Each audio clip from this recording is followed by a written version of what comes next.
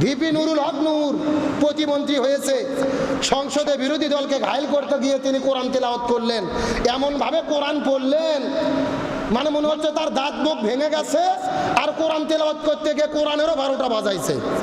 কথা কন না, একেবারে উল্টো পাল্টা করে এমন ভাবে কোরআন তেলাওয়াত করতেছে, 8-9 বছরের শিশু বাচ্চা যারা নুরানি কায়দা পড়ে তারাও আর তেলাওয়াত দেখে হাসবে যে মন্ত্রী সাহেব কি তেলাওয়াত করতেছে।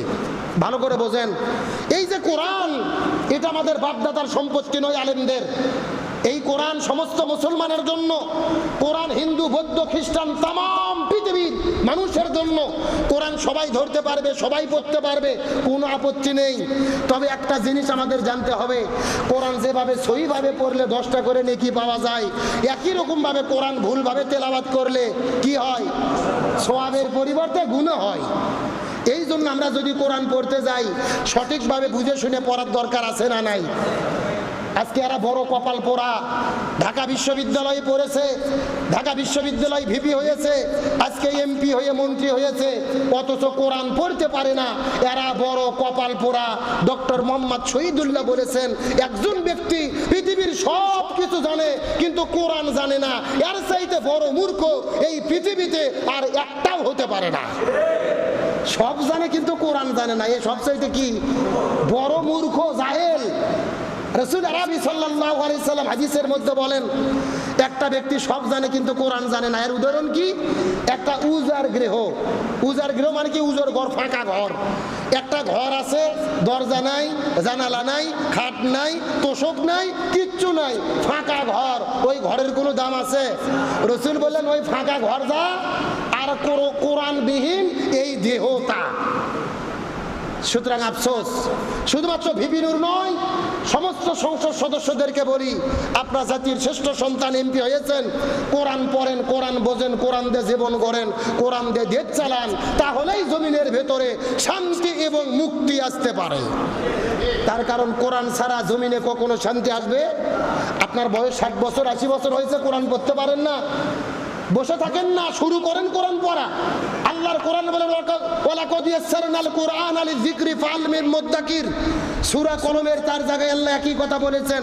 যারা কোরআন পড়তে চায়, কোরআন বুঝতে চায়, কোরআন আমল করতে চায়, আমি আল্লাহ তাদের জন্য কোরআন বোঝা, মেনে চলা সহজ করে দেই। সুবহানাল্লাহ বলেন। তাহলে আমরা যারা আজও কোরআন পড়তে পারি না, আমাদের কোরআন পড়ার দরকার আছে না নাই?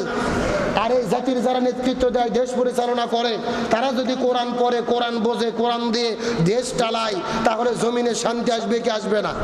একেবারে পরিষ্কার কথা। এ জমিনে কোরআন ছাড়া কখনোই শান্তি আসতে পারে। আর জমিনে যারা কোরআন চায় না, তারাই হলো মুনাফিকের গোষ্ঠী। কিসের গোষ্ঠী? নামে মুসলমান কিন্তু তারা হলো মুনাফিক। আমার বন্ধুগণ, মুসলমান ভাইরা গভীর মনোযোগ লক্ষ্য করুন, মুনাফিকদের কত ভয়ঙ্কর পরিণতি হবেন। আর মুনাফিক সম্পর্কে সাহাবীরা কলিজার মধ্যে কত ভয় গ্রহণ করতেন।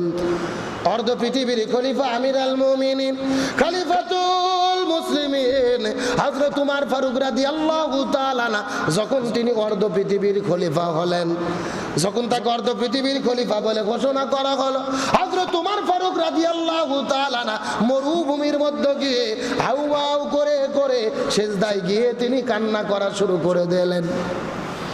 হযরত উমর ফারুক কান্না করে করে রাসূল আরবি সাল্লাল্লাহু আলাইহি ওয়াসাল্লাম, মুনাফিকদের যারা সরদার ছিলেন, মুনাফিক যারা জমিনের মধ্যে আল্লাহর পক্ষ থেকে নির্ধারণ হয়েছিলেন, এই মুনাফিকদের লিস্টগুলো হযরত হুযায়ফা রাদিয়াল্লাহু তাআলার কাছে পৌঁছে দিতেন।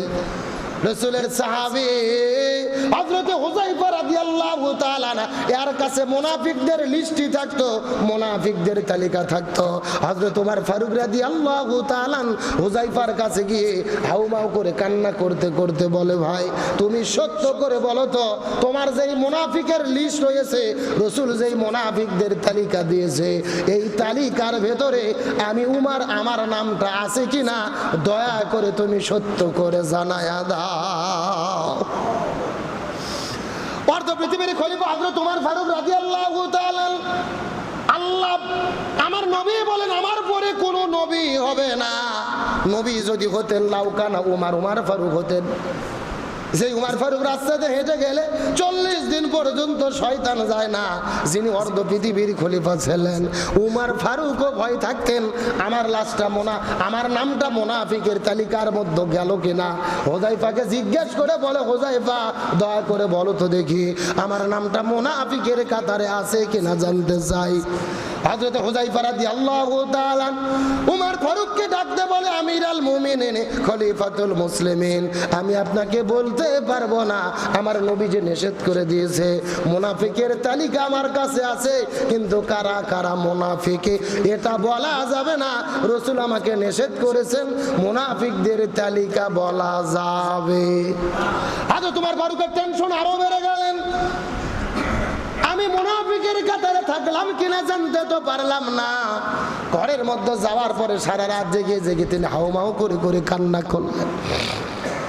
হযরত উমর ফারুক প্ল্যান পরিকল্পনা করলেন কেমন করে হুযায়ফার কাছে জানতে পারি।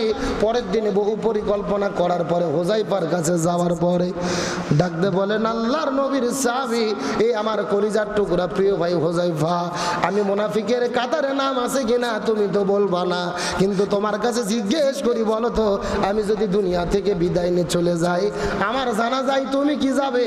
আমার জানাজায় তুমি কি শহীদ হবে নাকি? আমি যদি আজকে এই দুনিয়া থেকে বিদায় নিয়ে চলে যাই, আমার জানাজাতে তুমি শরীক হবে কিনা বলো তো দেখি। হুযায়ফা কান্না করে করে ডাকতে বললেন, আমিরুল মুমিনিন, খলিফাতুল মুসলিমিন, এটা আপনি কেমন কথা বললেন? আপনি তো নবীজির প্রিয় সাহাবী, আপনি দুনিয়া থেকে বিদায় নিয়ে চলে যাবেন আর আপনার জানাজায় আমি যাব না, এটা তো কখনোই হতে পারে না। উমর ফারুক একটা মুচকি হাসি দিয়ে বললেন, সত্যি যদি তুমি আমি মারা গেলে আমার জানাজায় উপস্থিত হও, আমি বুঝতে পারলাম আমার নামটা মুনাফিকের খাতায় নাই রে। তার কারণ নবী বলেছেন, এই দুনিয়ায় যারা মুনাফিক হবে, মুনাফিকের জানাজায় কোনো ঈমানদারদের যাওয়া যাবে। আচ্ছা, তোমার পরে বুঝতে পারলেন যে হুযায়ফা যেহেতু আমার জানাজায় আসবে, তাহলে বোঝা যাচ্ছে আমার নাম মুনাফিকদের কাতারে নাই। সুবহানাল্লাহ বলেন। তার কারণ মুনাফিকদের জানাজায় যাইতে নিষেধ করেছেন কে? রাসূল আরবি সাল্লাল্লাহু আলাইহি ওয়াসাল্লাম। সুতরাং মুনাফিক কত মারাত্মক জিনিস। আল্লাহ তাআলা মুনাফিকের স্বভাব থেকে আমাদেরকে হেফাজত করুক, বলেন আমিন।